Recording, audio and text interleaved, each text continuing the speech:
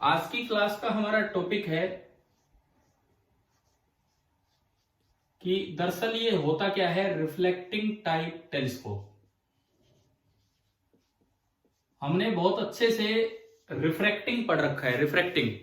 Refracting आपको ध्यान होगा, दो पढ़े थे, एक एस्ट्रोनॉमिकल और एक टेरेस्ट्रियल। याद है? एक एस्ट्रोनॉमिकल पढ़ा था और एक टेरेस्ट्रियल पढ़ा था।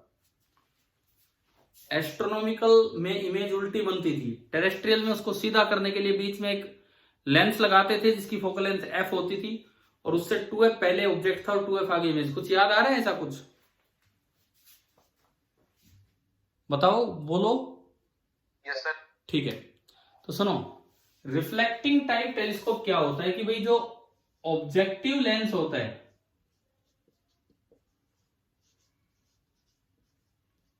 Objective lens is very heavy and big size, बड़े साइज का होता है टेलीस्कोप में। तो उसको बनाना भी मुश्किल है, उसको हैंडल कर पाना भी मुश्किल है, इसीलिए replace it by a mirror. आप क्या करेंगे, ऑब्जेक्टिव को एक मिरर से रिप्लेस कर दो। देखो कैसा होता है रिफ्लेक्टिंग टेलीस्कोप, देखिए ये ऑब्जेक्टिव मिरर है। कौन सा मिरर है? Concave mirror, convex mirror? कौन सा मिरर है? कॉनकेव। ऑब्जेक्टिव के रूप में यहां यूज किया जाता है कॉनकेव मिरर। ये हल्का होता है क्योंकि आईपीस से दिक्कत नहीं होती। टेलीस्कोप का आईपीस छोटे ही साइज का होता है, लेकिन ऑब्जेक्टिव बड़े साइज का होता है, वहां दिक्कत आती है। अब क्या किया जाता है, रेज इन्फिनिटी से आती है, तो इन्फिनिटी से आ ही रही है रेज, पैरेलल रेज आएंगी इन्फिनिटी से, बहुत दूर से। लेकिन मिरर है तो इन्होंने इमेज यहां कहीं बना दी, ये इमेज बनी। अब ये तो ऑब्जेक्टिव है, ये जो है दिस इज ऑब्जेक्टिव मिरर। अब ऑब्जेक्टिव जो इमेज बनाता है, आपको याद होगा, वो आईपीस के लिए ऑब्जेक्ट का काम करती है। याद है ये टेलीस्कोप में, है ना? Yes sir. तो यहां पे क्या होता है, अंदर एक आईपीस होता है, परंतु बहुत छोटे साइज का। कारण ये है कि अगर आपने आईपीस बड़ा कर दिया, तो आईपीस बड़ा हो गया तो लाइट को जाने ही नहीं देगा अंदर, तो आईपीस छोटा लिया जाता है ताकि इस ट्यूब में लाइट अंदर एंटर कर सके। और ये जो पार्ट है, ये बीच वाला जो पार्ट है, इसको नाम दिया जाता है व्यूअर केज या ऑब्जर्वर केज। एक पिंजरे की तरह है ये। आपको कुछ याद है कि आईपीस से या तो एफई डिस्टेंस दूर पहली इमेज बनती है, या फिर DFE upon D plus FE. याद है क्या ये फॉर्मूले? अगर एफई डिस्टेंस दूर पहली इमेज बने तो इन्फिनिटी पे फाइनल इमेज बनती है, जो नॉर्मल एडजस्टमेंट केस है। कुछ याद आ रहा है? Yes sir. और अगर DFE upon D plus FE पे बने तो नियर पॉइंट पे बनेगी, जो मैक्सिमम एंगल। तो वो डिस्टेंसेज आप यहां से सेट कर सकते हो, यहां से कितनी दूरी है वो इसके अकॉर्डिंग। अब इसके अंदर फाइनली बैठा होता है ऑब्जर्वर। अब पता नहीं बेचारे का क्या हाल है, कैसे पड़ा है वो, इतनी सी तो जगह है और इसमें वो बैठ के देख रहे हैं। तो एक बड़ी समस्या इसकी ये थी कि ऑब्जर्वर फंस जाता है इसमें। दो दिक्कतें थी इस रिफ्लेक्टिंग। देखो फायदे भी थे। फायदे ये थे, फायदा क्या था कि वो जो रिफ्रैक्टिंग टाइप टेलीस्कोप था, उसका ये जो लेंस है, ऑब्जेक्टिव लेंस, बड़ा मीटर्स में उसका साइज होता है, मीटर, 1 मीटर, 1.2 मीटर, इस तरह से।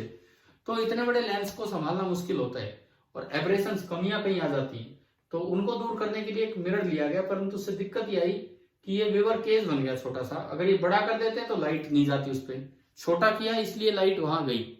और दूसरी बात ये कि ऑब्जर्वर ढंग से बैठ नहीं पा रहा है। तो इसको ठीक करने के लिए एक साइंटिस्ट थे जिनका नाम था कैसिग्रेन। इन्होंने एक थोड़ा सा रीएडजस्ट किया इसको, और देखिए किस तरह का टेलीस्कोप बनाया।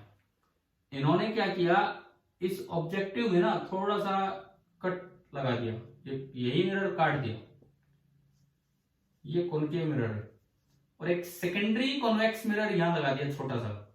ये कॉन्वेक्स है, ये इधर से पॉलिश्ड है, this is secondary mirror, convex mirror. अब देखो ये किस तरह का काम करेगा। अब इस पे जब रेज आएंगी फ्रॉम इंफिनिटी, तो भाई ये मिरर तो अपने फोकस पे भेजेगा, पता है ना आपको।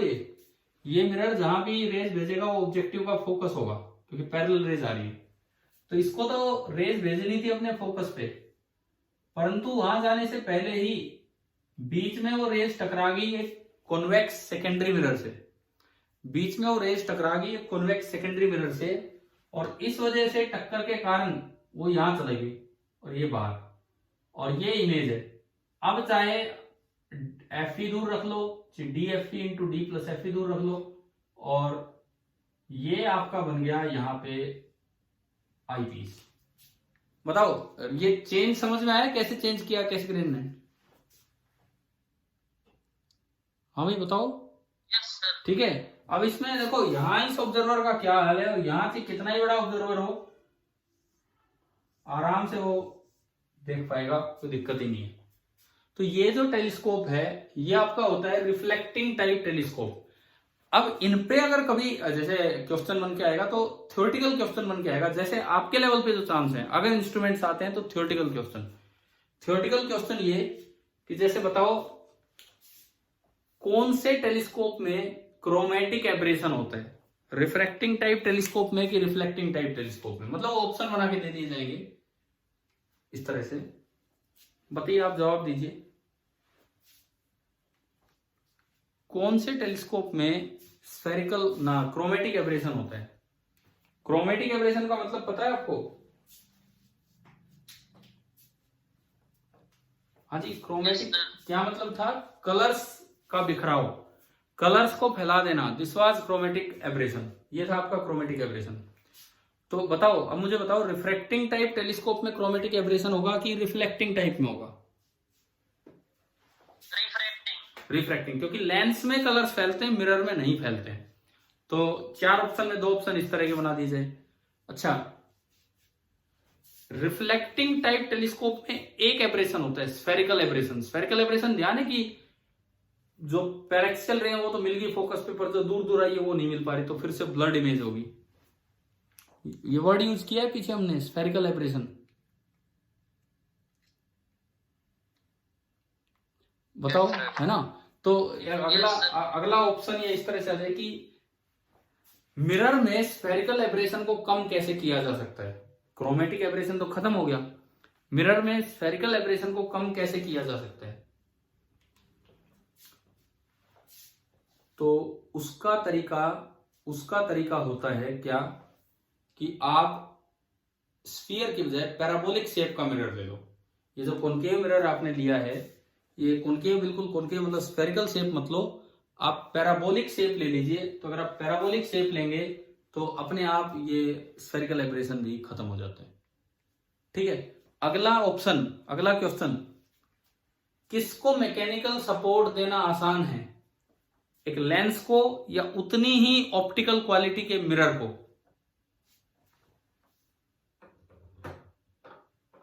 किसको मैकेनिकल सपोर्ट देना आसान है, एक लेंस को या उतनी ही क्वालिटी के ऑप्टिकल मिरर को? लेंस को मैकेनिकल सपोर्ट देना आसान है। देखो 2 बातें हैं, मिरर को देना आसान है, 2 बातें हैं, 2 कारण है। पहली बात, मिरर तो एक सिंगल लेयर की तरह होता है, लेंस तो बीच में से भरा होता है। मिरर तो एक सिंगल लेयर की तरह होता है, लेंस तो बीच में से भरा होता है। इसका मतलब लेंस का वजन ज्यादा है तो उसको सपोर्ट ज्यादा देनी पड़ेगी। अच्छा, दूसरी बात ये कि लेंस में आप पीछे सपोर्ट नहीं लगा सकते हो, क्योंकि उसमें रेज निकल के आगे जानी है, तो लेंस को तो खाली रिम से पकड़ना पड़ेगा, बाहर से। मिरर में क्या रेज निकल के आगे जाती हैं? क्या मिरर में रेज निकल के आगे जाती हैं फाइनली, या रिफ्लेक्ट होके वापस चली जाएंगी? नहीं जाती। तो मिरर को तो आप अच्छे से मैकेनिकल सपोर्ट दे सकते हो। मिरर को तो आप कहीं रख दो, मिरर को आप कहीं भी रख दो, उसको मैकेनिकल सपोर्ट मिल गया और वो आराम से उस पर रखा रहेगा। लेंस को अगर ऐसे रख दिया तो रेज आगे नहीं जाएंगी, लेंस को तो यूं पकड़ना पड़ता है बाहर से। तो बताओ किसमें मैकेनिकल सपोर्ट देना आसान है और किसमें मुश्किल है? Mirror. It means reflecting telescope का ये एक बेनिफिट है कि इसमें मैकेनिकल सपोर्ट देना आसान है, परंतु रिफ्लेक्टिंग की एक कमी थी कि व्यूअर ढंग से नहीं बैठ पा रहा था, और दूसरी बात वो ऑब्स्ट्रक्ट कर रहा था लाइट को, पूरी लाइट को जाने नहीं दे रहा था ऑब्जेक्टिव तक। तो उससे बचने के लिए कैसेग्रेन ने ये वाला तरीका बता दिया इस तरीके से। ठीक है, अब अगर रिफ्लेक्टिंग टेलीस्कोप कहीं भी आए, बाकी सब कुछ सेम है, अगर बाई चांस आपको कहीं focal length of objective use करना पड़ जाए तो मिरर की तो फोकल लेंथ अलग तरीके से निकलती है। बताओ अगर आपको ऑब्जेक्टिव का रेडियस ऑफ कर्वेचर दे रखा हो, सॉरी इसका मिरर का, तो फोकल लेंथ कैसे निकालोगे? किसी फॉर्मूले में जरूरत पड़े तो बताओ। किसी क्वेश्चन में रेडियस बाय 2। हाँ, जो भी रेडियस दिया होगा आप r/2 कर दीजिए। अगर आप r/2 करेंगे तो अपने आप ये वाला पार्ट, मतलब जो भी क्वेश्चन होगा वो मिरर टाइप ही क्वेश्चन होगा, रिफ्लेक्सिंग मिरर से रिफ्लेक्शन टाइप, तो वो इससे सोल्व हो जाएगा। तो इंस्ट्रूमेंट्स में तो मुझे लगता है बहुत है, इंस्ट्रूमेंट्स में तो इतना पार्ट काफी रहेगा जो आपको पढ़ाया गया है। पहले मैंने सिंपल माइक्रोस्कोप पढ़ाया, फिर कंपाउंड माइक्रोस्कोप बताया, देन टेलीस्कोप में रिफ्रैक्टिंग टेलीस्कोप बताया, फिर रिफ्लेक्टिंग टेलीस्कोप बताया, रिफ्रैक्टिंग में भी astronomical and terrestrial, and then finally reflecting. कुछ इस पे अगर आएगा तो न्यूमेरिकल आने के चांस कम है, थ्योरेटिकल क्वेश्चंस में ऑप्शन बन के आने के चांस ज्यादा है, इस तरह का है। चलो ठीक है, ये पार्ट तो हुआ। अब आपका टेस्ट है 21 तारीख को, और आज तारीख हुई है 17 तारीख, ऑलमोस्ट हमारी 2 क्लास तो और होंगी, ये लगा लो 2 क्लास तो और हैं, 18 और 19। बताओ क्या रिवाइज करना चाहते हो, इसमें कौन सा पार्ट रिवाइज करना चाहते हो, वही हम इन 2 क्लासेस में करवाएंगे। देखो 2 दिन की क्लास है टेस्ट से पहले, तो हम कौन सी चीज, कौन सा चैप्टर या कोई टॉपिक या क्या चीज आप रिवाइज करना चाहते हो? डाउट्स अगर आपके हों आप अलग से भेज देना। अभी भी एक बच्चे ने 2 डाउट भेजे थे, वो मैंने पढ़े नहीं है, मैं आपको ग्रुप पे शेयर कर दूंगा, फिर आप ट्राई कर लेंगे। जैसे भी 2 क्वेश्चन भेजे थे। बताओ अगर हम 10th पे थोड़ा फोकस करें, बिकॉज अब आगे आगे आपका सब्जेक्टिव भी हो रहा है। कंपाउंड लिखा है एक बच्चे ने, कंपाउंड। ध्रुव आप बोलिए, कंपाउंड माइक्रोस्कोप की बात कर रहे हो क्या? Yes sir. ठीक है, पीछे समझ नहीं आया कैसे, क्या जरूरत है ये बताओ मुझे थोड़ा सा, पीछे जब हुआ तो। क्योंकि कंपाउंड माइक्रोस्कोप, सुनो, कंपाउंड माइक्रोस्कोप पे मैंने काफी लेक्चर्स, 8-10 लेक्चर बना दिए हैं, वो आप वाले और 12th वाले मिला के। तो अगर कोई बच्चा चाहेगा तो 12th की प्लेलिस्ट में लाइन से कंपाउंड माइक्रोस्कोप चल रहा है, उससे भी कर सकता है। चलो एक टॉपिक तो ये हो गया, अगला टॉपिक और कोई टॉपिक, नेक्स्ट टॉपिक आप बताएं, ताकि हम एक कॉमन सी चीज हो जाए ना अगली 2 क्लासेज में। एक टॉपिक हो गया कंपाउंड माइक्रोस्कोप,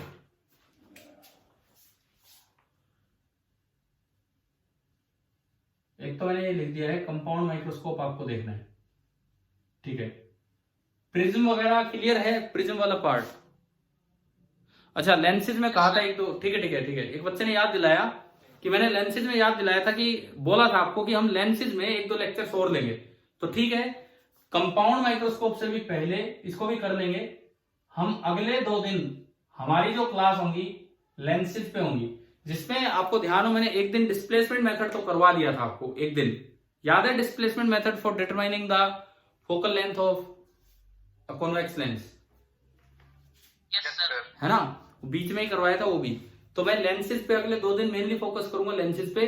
कंपाउंड माइक्रोस्कोप पे आप एक बार वीडियो अटेंड कीजिए, फिर भी अगर कोई दिक्कत आए तो मैं ले लूंगा क्लास में, लेकिन कल नहीं। कल की क्लास पहले हम लेंगे हमारे लेंसेज वाले पार्ट के ऊपर ही, ठीक है। चलो ठीक है, आज ये थोड़ी सी 15 मिनट की रिकॉर्डिंग की है मैंने, क्योंकि पहले हम बातचीत ही कर रहे थे। आगे हम कल से अपना दिन वाला टाइम लेके चलेंगे, दिन में जो टाइम होगा उसी टाइम आपकी क्लास लेंगे।